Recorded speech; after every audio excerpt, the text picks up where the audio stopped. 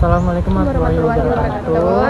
Di sini kita kelompok 7. Izinkan kita untuk memperkenalkan diri kita masing-masing. Saya Irfan Abdul Salim. Saya Indira Nanda. Saya Mulyana Romaharyanto. Saya Ayun Sitiani. Di sini kita akan menjelaskan materi tentang Bank Perkreditan Rakyat, pasar modal, dan pasar uang. Baik, di sini saya akan menjelaskan sedikit tentang pengertian BPR. Apa sih BPR itu? BPR merupakan bank yang memiliki kegiatan usaha terbatas dengan transaksi yang sederhana, meliputi penghimpunan dana dalam bentuk tabungan, deposito berjangka, dan penyaluran kredit. Keterbatasan ini diberikan kepada BPR terkait dengan tujuan pelayanan utama kepada usaha mikro kecil dan menengah atau UMKM serta masyarakat sekitar. Baik, untuk materi selanjutnya akan disampaikan oleh rekan saya yaitu Ayun. Di sini saya akan menjelaskan tentang kegiatan usaha BPR. Yang pertama, menghimpun dana dari masyarakat dalam bentuk simpanan berupa deposito berjangka dan atau bentuk lainnya yang dipersamakan dengan itu. Yang kedua, ada memberikan kredit. Yang ketiga, menyediakan pembiayaan bagi nasabah berdasarkan prinsip bagi hasil sesuai dengan ketentuan yang ditetapkan dalam peraturan pemerintah. Yang keempat, ada menempatkan dananya dalam bentuk sertifikat Bank Indonesia atau biasa disebut SBI, deposito berjangka, sertifikat deposito, dan atau tabungan pada bank lain. Next, ada kegiatan yang dilarang.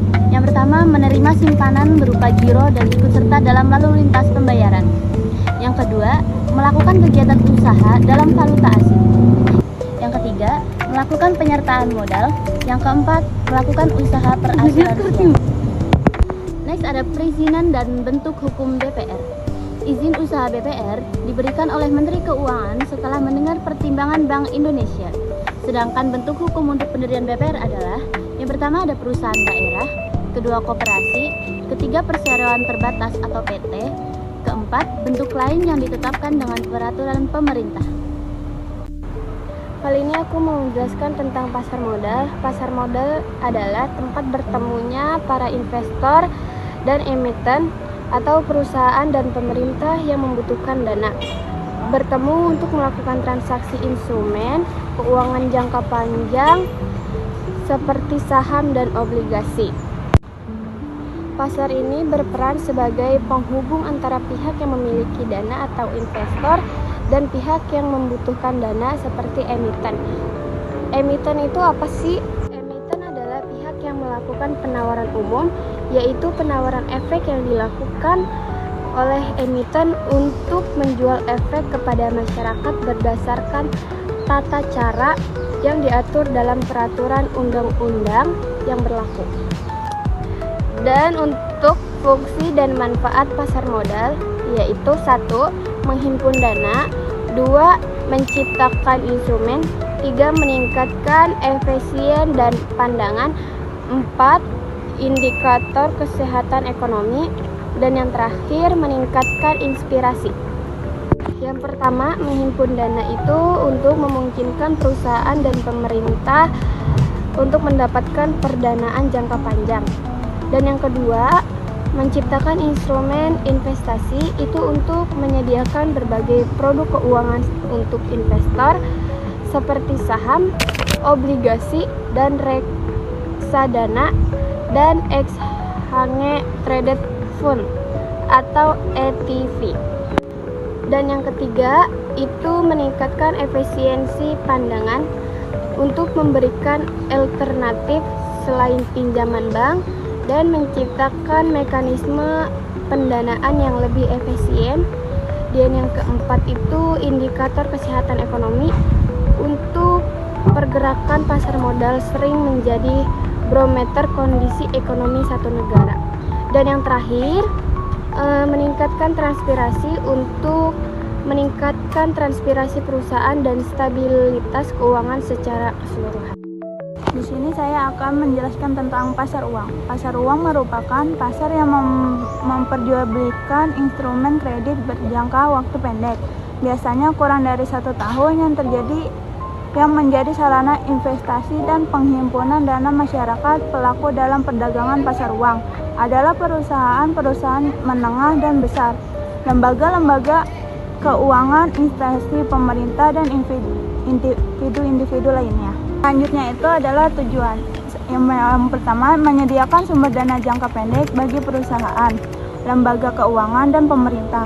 Yang kedua, memberikan sarana investasi jangka pendek bagi pihak-pihak yang kebutuhan dana. Yang ketiga, menjaga stabilitas sistem keuangan dan likuiditas perekonomian. Yang keempat, menjaga alternatif pendanaan selain pinjaman dana. Itu ada instrumen pasar uang.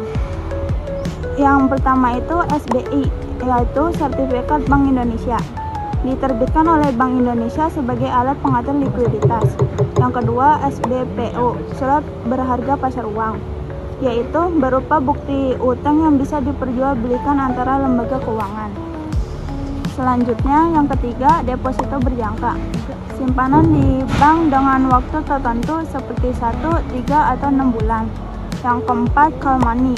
Pinjaman antara bank dengan jangka waktu sangat pendek, kadang hanya 1-7 hari. Yang kelima, commercial paper. Surat utang yang jangka pendek yang diterbitkan perusahaan besar untuk menutupi kebutuhan sementara. Yaitu ada mekanisme transaksi.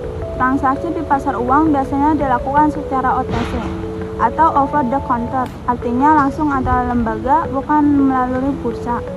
Jadi tidak ada tempat fisik seperti pasar modal, tapi dilakukan lewat sistem perbankan, telepon, elektronik, dan negosiasi. Yang terakhir itu ada resiko pasar uang. Resiko suku bunga, nilai instrumen bisa turun jika suku bunganya berubah. Yang kedua, gagal bayar. Pihak yang menerbitkan instrumen bisa saja tidak mampu membayar saat jatuh tempo. Yang ketiga, resiko likuiditas. Instrumen tidak bisa segera dijual atau dicairkan saat butuh dana. Yang keempat, resiko pasar. Perubahan kondisi ekonomi dapat membuat nilai instrumen menurun.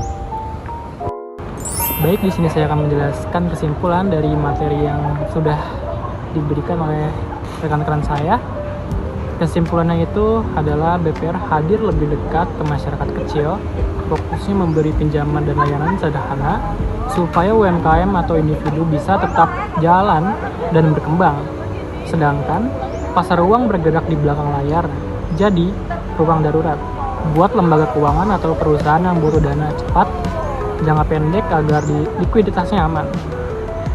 Sementara pasar modal menjadi tempat untuk mencari dana jangka panjang, sekaligus sarana investasi terutama bagi perusahaan yang ingin tumbuh besar dan bagi masyarakat yang ingin menanamkan modal.